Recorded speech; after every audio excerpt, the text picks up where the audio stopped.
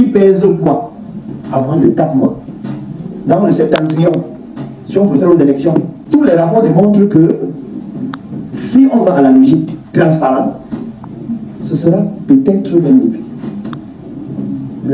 Vous vous souvenez du rapport du gouverneur, très méchant, pour décrire la baisse drastique du score de RDPC dans le septentrion. Voilà. Dans la Damaroua. Oui, dans le septentrion. Précisément dans la Damaroua. Ce qui est valable dans la Damaroua est valable. Non, ce n'est pas valable dans l'extrême et dans le nord. Ce n'est pas le même contexte. Parce que moi j'ai l'impression de se baser sur la population, sur les recensements, que bon, il n'y a pas eu de nouveau recensement. La population, en particulier jusqu'à la région nord, est plus importante qu'à Londres. Donc on ne peut pas dire que l'INDP est maître du jeu dans tous les grands mondes. Bien sûr, l'INDP s'est placé dans la base. Vous avez vos données. Vous avez vos données.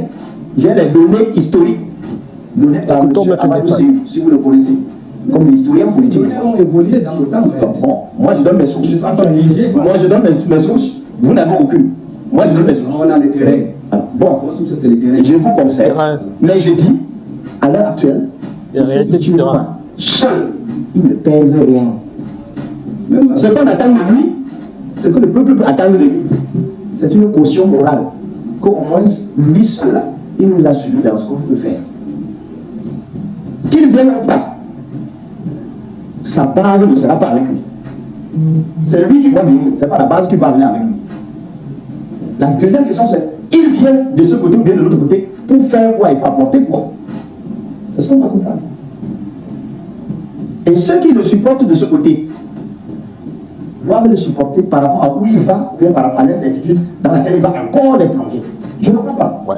Parce qu'à l'heure actuelle, il a l'impression de l'administration. Je crois que dans les premiers moments de l'invitation, le père colon l'ont reçu.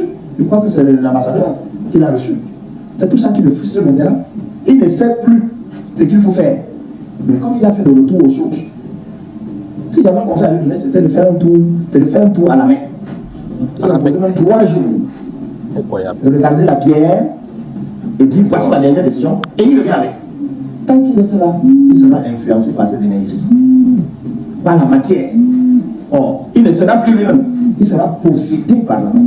Donc, M. Issa Chiroma, toute la République vous connaît comme un fin politicien, c'est-à-dire un homme envoyable permanemment divers.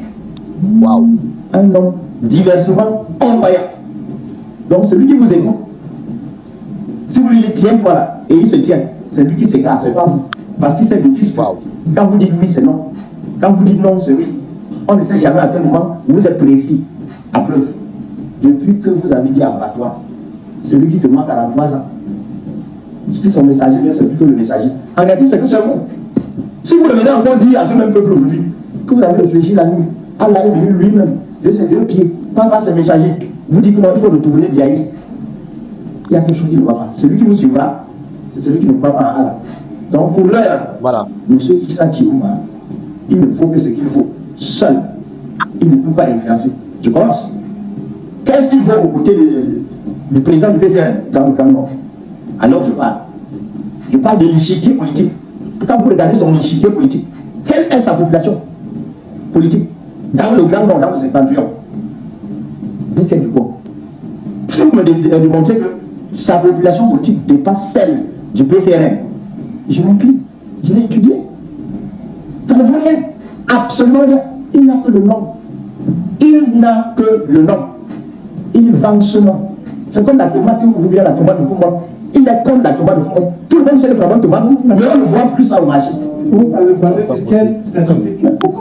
Mon cher, je vous ai donné la source. Allez lire le Amadou Seyou. Commencez par là. 2. C'est pas possible. Vous n'avez rien rédigé quelque chose? Moi, je donne moi ma source. Vous n'avez jamais rien rédigé. Alors, ça, c'est avant qu'on découvre la candidature de Issa Chiroma. Je vous dis que voilà le gouvernement qui a dit. Vous me dites, vous voulez la réaliser avec quoi? Vous n'avez aucune donnée. Cette partie-ci, c'est avant qu'on le découvre que Issa Chiroma. Les positions camerounaises en finalement, il sera candidat. Vous comprenez? Moutaki Moutandis, qui est M. Issa Chiroma, l'homme sur qui on doit jamais braquer le regard pour espérer être le demain. C'est lui et ses petits amis. C'est lui et sa relation. Et il est tellement cohérent qu'il vous dit que lui, il n'est que l'ami du président de la République, non bien. C'est-à-dire que le peuple qui constitue la RDC ne l'intéresse pas. Je ne sais pas en quel parfois on va le dire. Il est là pour son ami. Il ne pense pas au peuple. Quand vous le voyez faire ses photos, est-ce que vous avez vu le recevoir? Il ne s'occupe pas de vous. Si son ami lui dit demain matin, monte, il monte. Dans ce qui le suit là, c'est parce que vous ne le comprenez pas. Issa Chioma, c'est Issa Chioma. Si vous nommez votre enfant Issa Chioma, ne soyez pas surpris. C'est comme ça. Merci. Wow. Tout le monde sait aujourd'hui que la base, c'est-à-dire tous les militants du FSNC désignant au RPPC. C'est une amie. Et il vient de le dire. Il vient de dire que, en tant que politicien, M. Chioma n'a jamais rempli le cas de charge. C'est lui qui a dit. C'est-à-dire qu'il a déjà la note dans le RPPC. Ceux qui sont avec lui de l'autre côté lui ont déjà dit, monsieur, tu n'as pas rempli. Quand il faisait la démonstration, on distinguait qui était dans ses analyses personnelles, qui croit beaucoup en Chioma et non FSNC, était dans ses résultats. Vous voyez, la lien naturelle dit que votre mentor n'a pas rempli le cahier de charge. Je ne vous ai pas senti tousser. Il a raison de partir. Et le renforcement des positions se fait sentir. Tout ce que M. Chioma faisait au Nord, dans le Grand Nord, pour étouffer la jeunesse du Grand Nord, c'est en train de s'effriter. Et vous-même, vous devez suivre le vent. Heureusement que la prochaine chose, vous avez connu la perestroïka, ce vent-là devrait vous balayer aussi.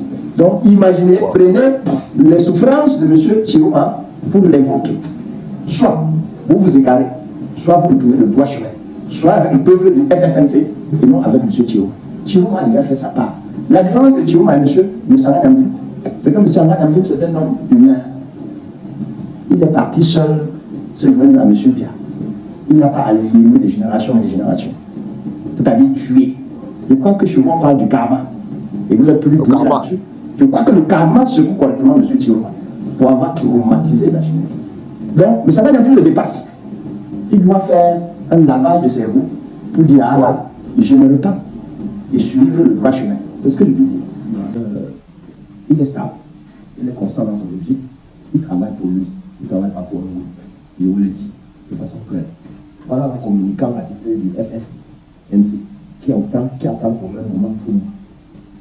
C'est-à-dire qu'ils ont un groupe national et mondial où ils ont des lieux, des plateaux sur lesquels ils vont aller débattre pour soutenir l'action de leur parti. Il est venu ici sans savoir qu'il y avait une intervention. Il apprend comme moi que M. Issa Chioma est candidat à la présidence. Ça dit qu'il ne sait même pas pourquoi il est là. Maintenant, là, il hésite. Donc, dans cette hésitation, moi, je ne vais pas dire. Politiquement, moi, je me suis posé la question. Hein?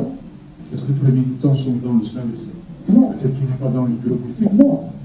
Il a dit au départ. Le jeu politique actuel, la base est en rupture avec M. Issa Chioma. Mais elle exerce plutôt une pression à son leader. D'accord. Oui. Donc c'est la pression. Et c'est cette pression qui lui a demandé d'être candidat. Bon, maintenant, soyons objectifs, comme nous savons l'être. Il est candidat pour faire quoi? Avec qui? Comment? Il est candidat pour faire quoi? Avec qui? Il a quelle Comment? nationale? Il va trouver les électeurs où? Là, c'est au moment où on informe dans le journal que Issa Chioma est candidat. Voilà. Il dit que dès que je suis élu, je vais pousser la réforme du cadre électoral pour lui donner confiance aux gens. Depuis 2017, que le politicien moyen dans la République a dit quelque chose concernant la révision ou bien la restructuration du cadre électoral. Il n'a rien dit. Aucun mot. C'est quand il sera élu qu'il va le faire. Il se moque de qui? Il sera élu. Pour se soulager la conscience, n'a pas besoin d'aller à la mer. Celui qui veut, il lit. Celui qui veut, il lit et il comprend. Celui qui ne veut pas comprendre, il lit, il ne comprend pas. Mais lui, il dit, je vous ai tout dit. Monsieur Issa Chioma, il travaille pour lui. Il ne travaille pas pour le FFNC. Je vous ai dit, c'est un missionnaire. Un missionnaire. C'est un missionnaire. Oh. Moi, je m'attendais à ce qu'ils disent qu'il se met à la réserve pour attendre peut-être lundi ou mardi, voir le comportement de M. Bello. Et voici pour avoir une alliance. première étape de l'alliance. J'attends de voir. Peut-être quand on va valider les candidatures, naturellement, il m'a dit que comme je n'ai pas d'assise, je n'ai personne à Nia Sochon, comme membre du bureau, je n'ai personne à Fogotongo, je n'ai personne à Bouddha, je n'ai personne à Sanguiliban. Alors, comme je suis candidat, j'ai quelque chose qui va se former parce que le G20 va disparaître autour de M. Poubian. Il y aura un F quelque chose. Comment G, on dit F, G, H. Peut-être c'est H quelque chose qui va se former. Une nouvelle alliance, H quelque chose. Parce qu'on va pas, on va pas dire. Parce que c'était le G20. Donc ça va H quelque chose. On peut rester avec les yeux au moins. Très bien. H24, Il y a le G25. pourquoi pas. Et ça dit que non. Comme je suis président là, et comme vous me voyez là, je reste fidèle à mon partenaire politique. Ils rejoignent le RDPC. Alors, ceux qui ne seront pas prévoyants, qui vont se plaindre contre lui, c'est eux qui se fouvront. Ce n'est pas M. Issa Chirou. Parce qu'il reste comme ça. C'est écrit, hein. Il dit je suis constant dans ma logique. C'est-à-dire, s'il faut bien là, je suis derrière. En réalité, il quitte pour faire le jeu, parce que le Nord était perdu, dit le gouverneur, par RDPC. Docteur, vous avez quel plan quand moi je parle? C'est que préciser. Non, vous n'avez pas. Laissez-moi Le débat, mais le débat, on coupe la parole. À Daroua, s'il ne fallait pas pour M. Kolbia, les gens comme Mara Famille vont donner les consignes de vote. Je suis sûr que si M. Mara Famille il Mara fallait Famille, je suis sûr que même chez moi, il ira. Parce qu'il ne pèse pas. Vous avez dit quoi? Vous le savez, moi, ça. Vous le savez, non? Que si M. Mara Amilou de là où il se trouve, il me regarde, il fait. Et pour des raisons évidentes, s'il donne les consignes de vote, ça bascule pour tout le monde. On a des sommités. On le voit. Tout autour. Si M. Marafa Amilou Yaya donne les consignes de vote, M. Issa Chirou sera invisible. Parce qu'il ne représente rien. Il faut le dire. On doit féliciter plutôt le FSNC, la base, qui doit être lucide et l'accompagner. Si vous suivez M. Issa Chirou, soyez hyper vigilants. L'alliance qui va constituer, avant de le suivre, rassurez-vous que ça va servir vos intérêts. S'il constitue une alliance, il s'allie à l'opposition, quel qu'en soit le parti, suivez-le. Mais s'il va du même côté, c'est lui qui vous a dit que celui qui vous a berné pendant le messager de votre misère pendant 43 ans, s'il veut encore vous dire allons, et vous allez, c'est que c'est vous qui êtes bête, c'est pas lui. Donc, à l'heure actuelle, nous comprenons, et je vous le dis, il est violent, maître la débat. démission de M. Issa Chirou, c'est tellement événement sur l'échiquier politique au Cameroun. M. Issa Chirou ne représentait rien. Je ne suis pas venu sur le FNC. Le titre le dit. Issa Chirou. Il ne représente que lui-même et non le parti. Donc pour moi, certains nombre d'événements, il n'a participé à rien pour la réussite des élections du 2025. Il n'a posé aucun acte clair, transparent. On l'a vu nulle part. Ils sont comme d'abeilles qu'on a porté à Caracas et ils se baladent tout autour, tout par rentrer dans la rue. Parce que ça n'existe plus. Vous me dites-moi, il est candidat, il a fait quoi? Il attend quoi? Vous n'étiez même pas sûr qu'il être candidat. Donc vous n'avez même pas battu pour que ce soit transparent. Vous avez fallu vous retourner à l'élection 2025 parce que vous le suivez. Pour terminer, c'est de sa relation avec son parti politique. Il a vidé son parti politique de toutes les substances. C'est qui est Comme vous pouvez le constater, le débat sur la démission et la candidature de Issa Chirou Bakary à la prochaine élection présidentielle fait furent au Cameroun. Vous écoutez là quelques extraits de l'émission avec notre soir, première partie et deuxième partie. Dans la première partie, il y avait encore des spéculations et des doutes sur la candidature de Issa Chirou Bakary et Maître Defac qui essayait justement de se poser la question de savoir quel est le poids politique réel de Issa Chirou, ce qu'il vaut clairement et quelle est sa véritable influence sur l'échiquier politique en tant que potentiel candidat. Et puis, il évoquait aussi quand même cette espèce de fourberie de Issa Chirou qui serait un homme onduleur et divers. Et par la suite, donc, en deuxième partie, après le journal, ils ont découvert, à travers notamment le journal, que Issa Chirou a bel et bien démissionné de son poste de ministre voilà, de l'emploi. Et puis, il a aussi annoncé sa candidature. D'ailleurs, il a produit un document de plus de 24 pages à travers lequel il explique un tout petit peu sa vision et évoque son programme pour justement la prochaine élection présidentielle. Alors, ce qui fait dire à Maître Gueffak que Issa Tiroba, euh, sa démission, finalement, c'est un non-événement. Et il revient, il réitère, il réaffirme que Issa Tiroba ne pèse pas lourd sur l'échiquier politique.